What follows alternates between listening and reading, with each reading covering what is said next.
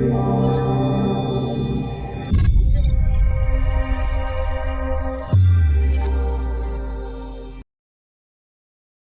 have a New Zealand wool pile. It's a stark rug.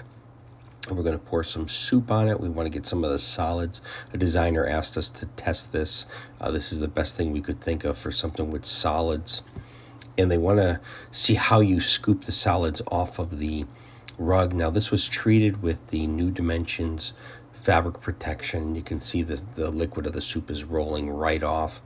And the best way to get the solids off is take a manila folder, something like that, cardboard. You can just scoop up the solids, get those out of there. Then you're going to blot up the rest of the liquid that's there. Something this big is going to get down in between the fibers.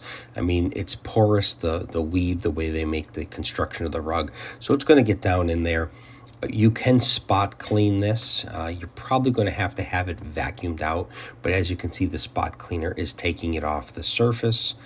But we want to actually try doing an extraction to it and see how easy the stain is coming right out. And that's because of the fabric protection.